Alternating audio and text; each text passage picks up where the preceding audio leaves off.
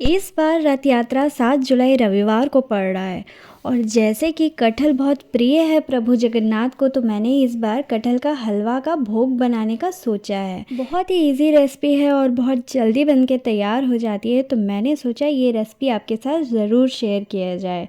तो चलिए मैं बताती हूँ इस रेसिपी को मैंने कैसे बनाया है। इस रेसिपी के लिए मैंने यहाँ पे 1 केजी कटहल लिया है।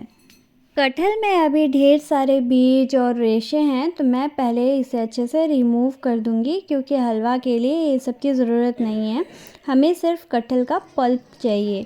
तो मैं पहले सारे बीज और रेशों को अच्छे से निकाल लूँगी। पल्प में से सारे बीज और रेशे निकल गए हैं, तो अब मैं इसे साफ़ पानी से अच्छे से धो लूँगी। कटहल को मैं अच्छे से 2 बार पानी चेंज करके वॉश करूँगी। कटहल को सूखे कपड़े से पोंछकर अब मैं आगे की तैयारी कर लेती हूँ। अब मैं सारे कटहल को रफली चॉप कर लूँगी। कटहल के बीज को हमें फेंकना नहीं है, इसे किसी और रेसिपी में मैं यूज़ कर लूँगी। अब मैंने सारे कटहल को यूँ कट कर लिया है, तो अब मैं इसमें से 1 से 2 मुट्ठी उठाकर एक बाउल में रख देती हूँ। इसे मैं बिना पिसे ही हलवा में डालूँगी और बाकी जितने भी कटहल बच गए हैं, सारे कटहल को एक मिक्सर जार में डालकर चिकना पेस्ट बना लूँगी। अब एक कढ़ाई में मैंने 3 बड़े चम्मच घी को गरम कर लिया है और इसमें चॉप किए हुए कटहल को अब मैं घी में डालकर 5 मिनट भूनूंगी हाई फ्लेम पर। फ्लेम पे कटहल जलने के चांसेस रहते हैं, तो इसीलिए हमें बीच बीच में टर्नर चलाते भी रहना है ताकि ये नीचे लग ना जाए। कटहल को भूनते हुए आप देखेंगे कि टर्नर पे कटहल चिपकने लग गए हैं, तो अब मैं पेस्ट बनाया गया कटहल को इसमें डाल दूँगी। टुकड़ों के साथ अब मैं पेस्ट को भी अच्छे से भूनूंगी। पेस्ट डालने के बाद बर्नर का फ्लेम हमें लो रख देना है।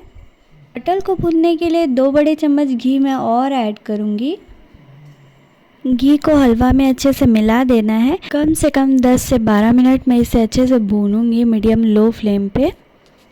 भूनते हुए काफ़ी समय हो गया है और टर्नर के साथ ही साथ हलवा भी इसके साथ पलट रहा है, तो अब मैं बाकी की सारी चीज़ें डाल लेती हूँ हलवा में। यहाँ पे मैंने 3/4 कप शक्कर लिया है। शक्कर को हलवा में अच्छे से मिला देना है। थोड़ी देर बाद आप देखेंगे कि हलवा थोड़ा सा लिक्विडी सा हो गया है, मतलब शक्कर गल चुका है। अब दोनों चीज़ों को पकाते पकाते गाढ़ा कर लेना है हमें। हलवा में इलायची पाउडर भी डाल लूँगी। यहाँ पे मैंने 1 पिंच इलायची पाउडर लिया है। देखिए फ्रेंड्स, हलवा अब गाढ़ा होने लगा है। अब आपको जितना गाढ़ा रखना है, जितना पतला रखना है, वो आपके ऊपर में है। मुझे लग रहा है इतना गाढ़ा इनफ होगा, तो मैं फ्लेम ऑफ कर दे रही हूँ और हलवा को एक भोग वाले थाली में निकाल ले रही हूँ। ऊपर से कुछ ड्राई फ्रूट्स डाल लूँगी और अपने इष्ट देव को इसका भोग लगा दूँगी। जय जगन्नाथ। अगर आपको ये रेसिपी पसंद आए तो प्लीज़ मेरे चैनल को सब्सक्राइब कर दीजिए और इस रेसिपी के लिए एक लाइक कर दीजिए। धन्यवाद। मैं आगे भी ऐसी रेसिपीज़ लेके आऊँगी और तब तक के लिए बाय।